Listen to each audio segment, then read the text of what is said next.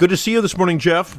It is good to see you as well, Darren. It's a lovely day. We don't have many more of these, unfortunately, unless you figure a sunny day with snow, wind, and ice is lovely. And there are some that love that. Doesn't trouble me when I'm indoors. It's speaking of winter, which I don't even know how this popped in my head. Well, you're a golfer, so you're a crazy golfer guy. So. I am. Yeah, I golf solo on Sunday because I couldn't. Everybody that I normally golf with was either out of town or unavailable. You mean you golf solo? Your score is so low you can't even tell us about it? You know what? It's amazing how my score improves when I'm by myself. I think I parred everything. It was the first time of the year I had a scratch game. So we don't call you Pele, where you nudge the ball in with your foot.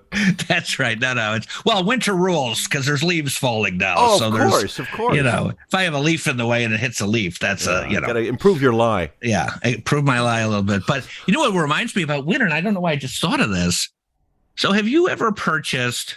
I don't know if we've discussed this offline before, but have you ever purchased tires and the tires don't last to the warranty period? My tire. I've had pretty good luck with tires, so I've not had. Although now that you mention it, well, in the city of Chicago, I drive in the city of Chicago, and it's kind of an obstacle course going down a city street here. So I don't know whether my tires are less long-lived because of that. Well, so not to bore everyone listening to this, but I bought some 80,000-mile tires because I didn't want to have to deal with tires. Those should last like 80,000 miles. At least 72,000 and change. Yeah. I am not, I think I've just crested the 30,000 mark. They're completely bald. Like the guy was like, we can't rotate these anymore. You're out of tread. Oh, for goodness sake. So so they're under warranty. So I'm like, okay, well, let's get some new tires because I'm not even at the halfway point. We're not even halfway. Yeah. 40 would be halfway by anybody's standard. Yes. So they're like, okay. So then they re-rate all the tires and then they prorate them at, 38% or 42, whatever the percentage was. So I'm still out like another $450 oh, man. to get my warranty tires replaced. See, that's got to be some sort of a scam. That's some kind of a scam. That kind of nonsense is for the birds, if you ask me, Jeff. It is for the birds. And it's funny you mentioned that because we haven't talked about missing birds. Oh, we haven't. That's right. Oh, did I just a very clever segue there. Oh, my gosh. Wow. That was almost like a psychic. Holy smokes. That's why we get paid the big bucks for the podcasting. So I sent you these photos. I mean, it's really kind of cute. There's like this little old guy in a what do you call that? A fluorescent safety vest. And he's on a tricycle. And he's got, I don't know, you're the bird guy. What kind of bird is that? Is that like looks like an exotic parrot or something. I think it might be a parrot. Could be an African gray or, yeah. So, ladies and gentlemen, I think you're right. It's long past time for us to get back to a topic that is completely for the birds. For the birds. And that I thought was cute. The note was that he used to have two. So either one escaped or... Although, how do you train your bird to stay on the back of a tricycle like that? Carefully, there are a lot of crackers, fruit. Birds like fruit. I was going to say, it's not like a puppy where like every shiny object they're zigzagging all over the place. The bird's just sitting there like going for a ride. Yeah, and birds live a long time. So if you're going to get, there's certain birds that live a very long time. If you're going to get a parrot, they can live like 50 years. So... Yeah, that's a long commitment. Yeah. 50 years for a parrot. Holy smokes. What is am I pronouncing this right? A budgie? Budgie. That's short for budgerigar or budgerigar. I'm sorry, say that again? There's the full name of the bird is budgerigar. Oh, how would you spell that? Can you spell that for our listeners? Budgerigar. Budgerigar. And now in a sentence, please. Sheila got a budgie because she was lonely being by herself at home. Thank you very much. Ding, ding, ding. You had the spelling bee. All right. So we have a missing, what? I don't even know what you said. Budgie. Well, see, the budgerigar, that's the full name, but they shorten it to budgie. And so if you're going to get a pet bird and you're going to leave a window open, missing cats, missing dogs, but birds, correct me if I'm wrong here, Jeff, they can fly. Birds, they fly. How do you get back a missing bird? I don't know, but if you think of like a jailbreak movie, Yeah. if you could fly, they couldn't keep anybody in. So you got to be One through a extra party careful. in the county jail. Yeah, yeah. I mean, If you have wings and you can escape via air, you have to take extra precautions. Birdman of Alcatraz. I mean, I think once the prison officials saw that he had a jetpack, they should have known he was going to get. Isn't that? I don't recall the movie exactly, but didn't he have wings on? He flew completely away. It was some sort of hydraulic powered thing with a spoon that We might be started it. misremembering this movie, Jeff. It's been a while. But I mean, somebody's looking for this bird. I don't know. Yeah. Can these even live in the wild? Maybe the guy on the bicycle's bird will make friends. Although, like cats and dogs, if you have an animal that is used to getting food and warm environs somewhere, you can maybe assume the animal might come back. But also, if a bird gets out in the wild, there are other things out in the wild like cats And hawks. I mean, I don't know. Yeah. Boy, that's a meal for a hawk. You have hawks in the urban areas. Well, and if this poor little guy ends up at a bird feeder, he's just a sitting duck, so to speak. Yeah, because he doesn't have any defenses. He's been in the house like you all the time. He doesn't know what to do. When he's is a budgie stuck. not a budgie? When he's on a bird feeder and he's a sitting duck. He's a sitting. He goes from a budgie to sitting duck. That's right. Yeah, So duck season, rabbit season. Oh boy, poor little guy. Well, I hope they find the little budgie. I don't think they listed a name here. And but, no, blueberry. Oh, blueberry. Yeah. You know, if you're going to name your bird something adorable like that, you really. He does have a cute that turquoise feather belly of his. Yeah. Although I don't. Really, I mean, you can't really cuddle with a bird and watch a movie. You can't really do that. And in my case, I have a business where I have to do audio recording. Birds are they're noisier than you'd think. And they poop everywhere. You can't do. Potty train them, can you? I don't think you. Maybe now. See, now that makes me think. Did the bird get out, or was the bird? If the bird's flying around so it could get out of the house or apartment, maybe it was pooping everywhere, and the owner thought, you know what? I'm getting tired of cleaning up the poop everywhere. I'm going to just leave a little window open here, and the bird and its poop will exit my unit. And I'll be able to get away from that cleanup mess. Maybe that's... Yeah, well, they're trying to get him back, so I don't think they set him free, but I don't know. Maybe there was cage cleaning, and he escaped during cage cleaning. That's possible. Yeah, I know sometimes if my place gets a little messed up, I have to get out of it. I'd rather just get out of my apartment than actually have to clean it up. Like the dishes pile up, I just go for a run. You're like Bill Murray in Caddyshack, where you just come in with the leaf blower and just blow everything clean and clean the walls. And, oh my God! Well, it's funny we're talking about birds, Darren, because today's topic, we might be a little premature because I'm still working on the Halloween special, but there is trauma, debate, and big decisions to be made this year at Thanksgiving because there's going to be a turkey shortage. Oh, no. And yes, frightening. And we're going to get into the perils of the poultry on today's episode. Dirty deeds, triggered tirades, busybodies, and missing cats. They say tall fences make good neighbors, but bad neighbors make the Right Next Door podcast. Jeff, turkey troubles. We are going to have turkey troubles this year, Darren. There has been numerous stories about the impending turkey shortage. And at first, as most of the time I do when I hear news stories, I just assume that this is some sort of a marketing scam to drive the price. Huh. But apparently, bird flu is to blame. And I didn't realize, so, Do turkeys get bird flu?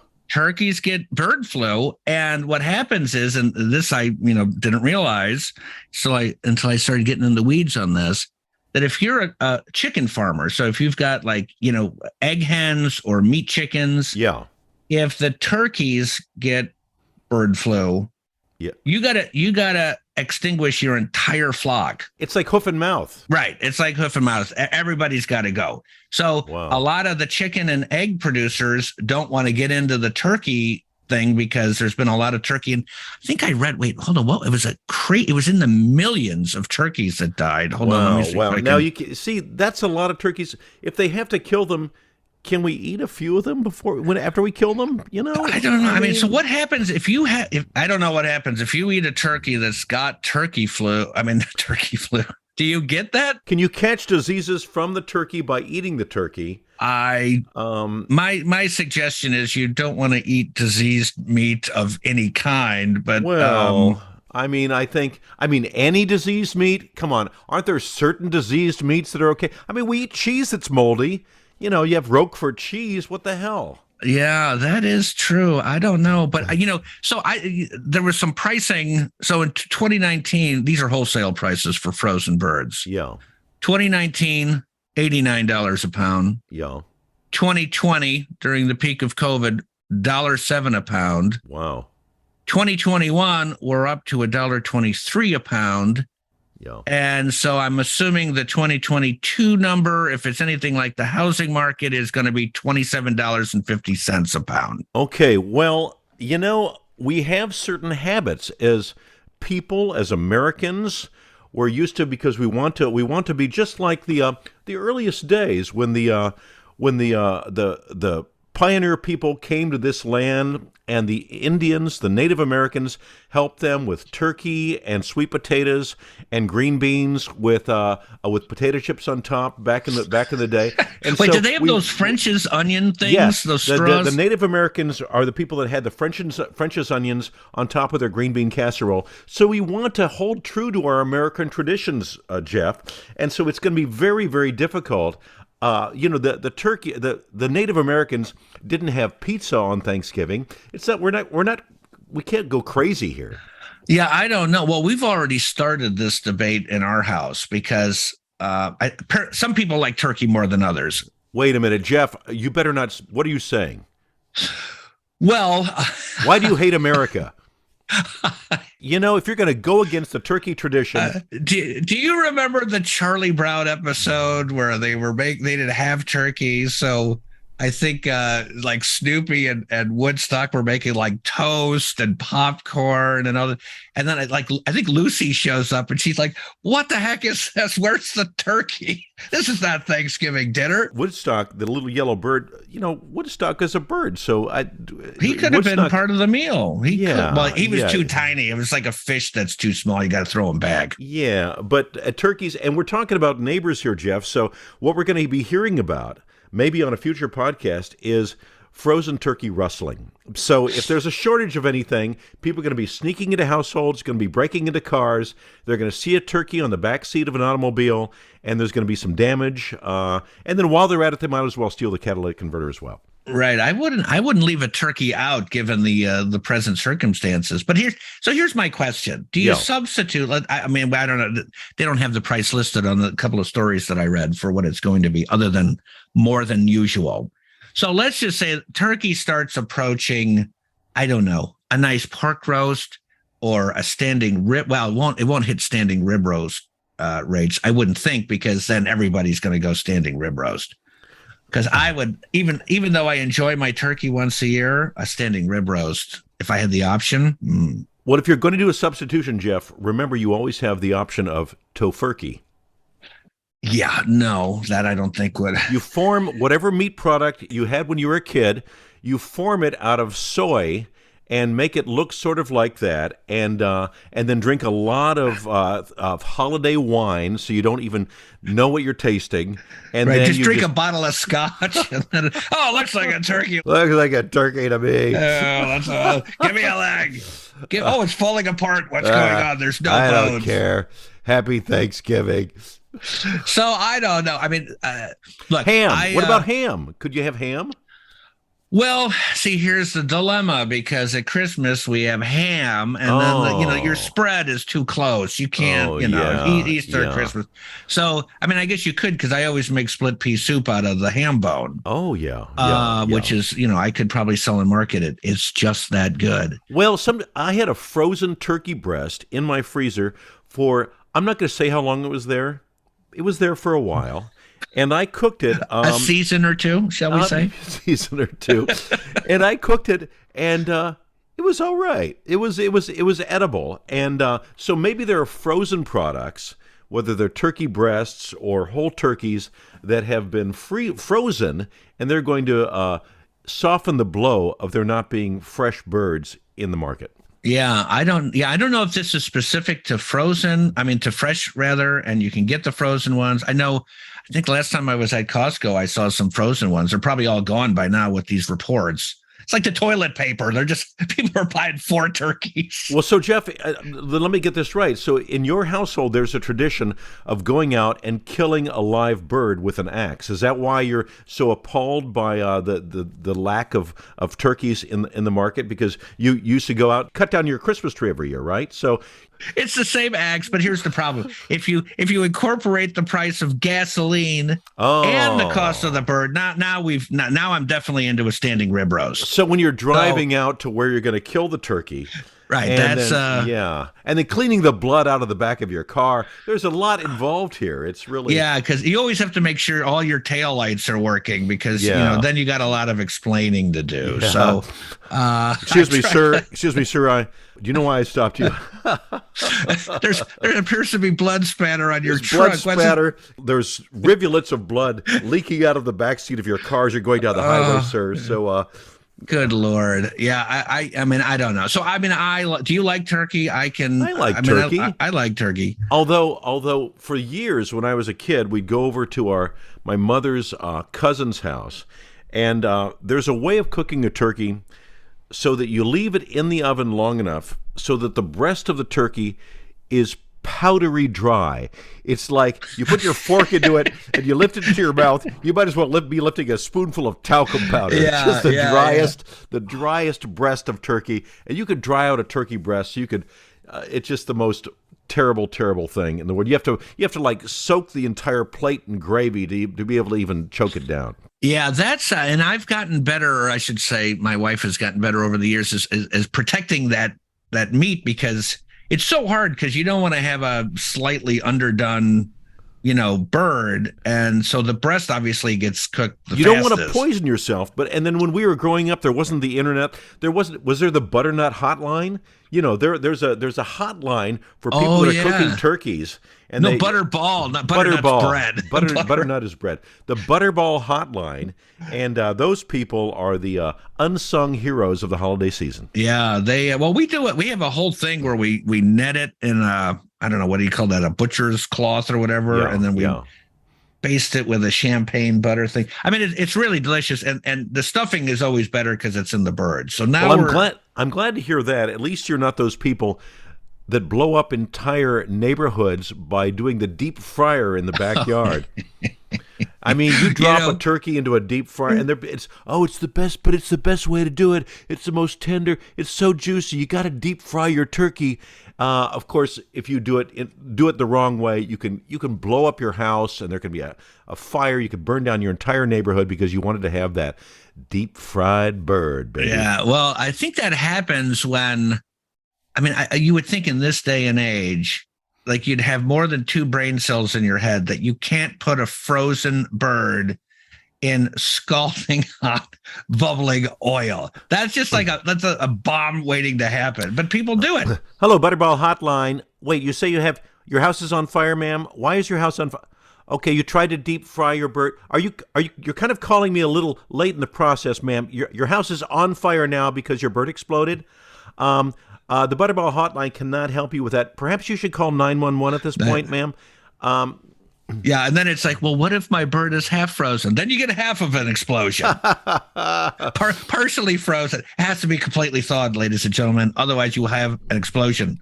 Ma'am, okay, Butterball Hotline. So your house is on fire. Did the little indicator pop out of the breast before the house exploded? Like a time, tick, tick, tick, and then that's your signal to dive, like in the movies. You know a fireball is about to happen. But no, I will say some friends of ours came over one year, and he made He did do the fried turkey. I had never done it because Oh, I don't have the gizmo. What, he came over and did it at your house? He did it in my house. He wasn't going to blow up his own house. Right. Not in my house. We did it out by the garage just in case there was an issue. How close to the garage, Jeff? Very far away. I mean, right at the cusp of a municipal property line.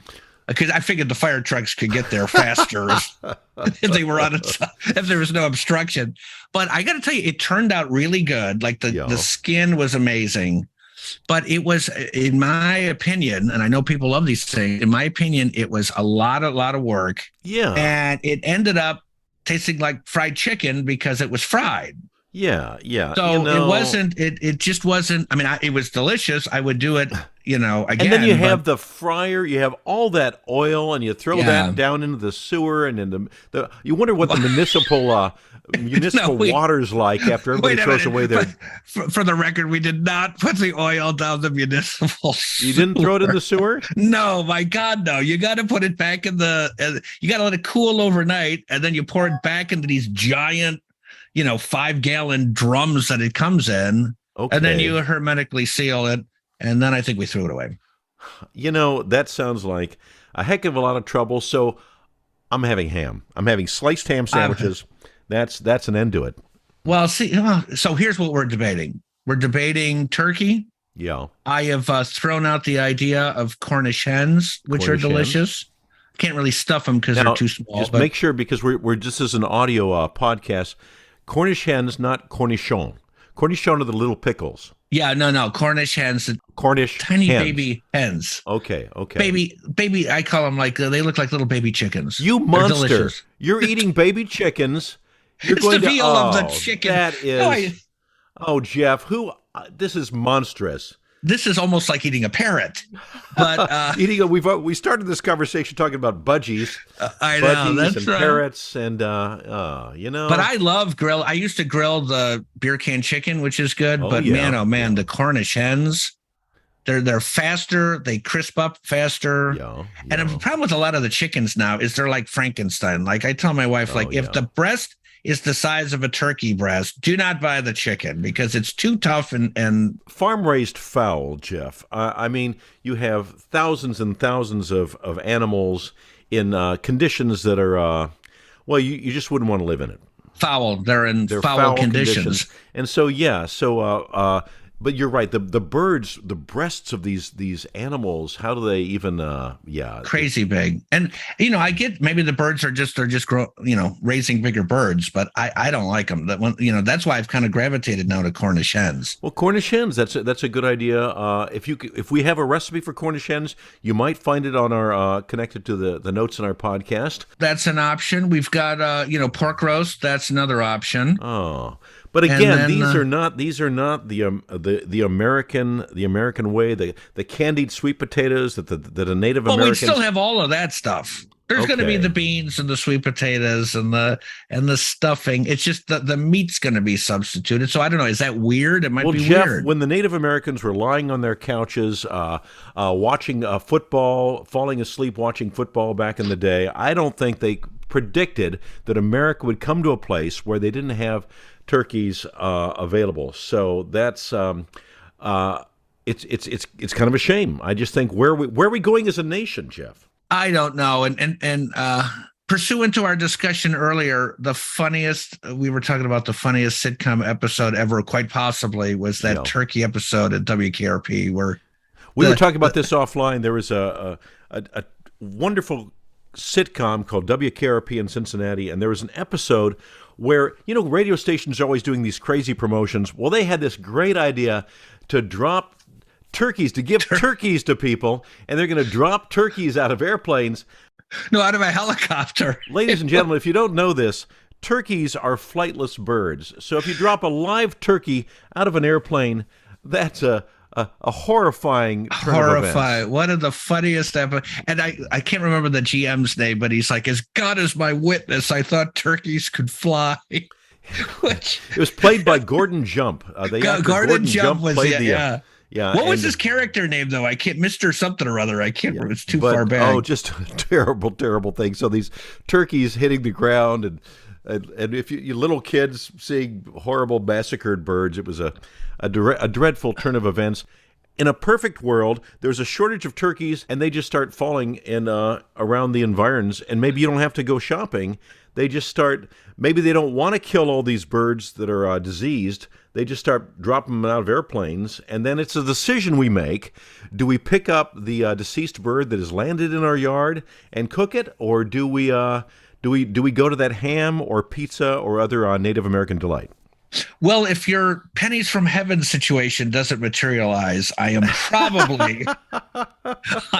probably go Cornish hens. I don't know. I'm going to lobby for Cornish hens. And then if that doesn't work, I'm not going to turn down a pork roast because I love pork roast. But me too. At least the Cornish hens are close enough to being the turkey. I definitely don't want chicken because I'm sick of chicken anyway. So, well, whatever it is, Jeff, I'm coming to your house for Thanksgiving. It sounds tasty. Count me in. We're going to have everything, including the butternut bread toast and popcorn from Charlie Brown. Excellent. You have a neighbor who's driving you crazy. Tell us about it. RightNextDoorPodcast@gmail.com. The Right Next Door Podcast is an unscripted production of Eversharp Media, which takes a satirical look at local news coverage and social media.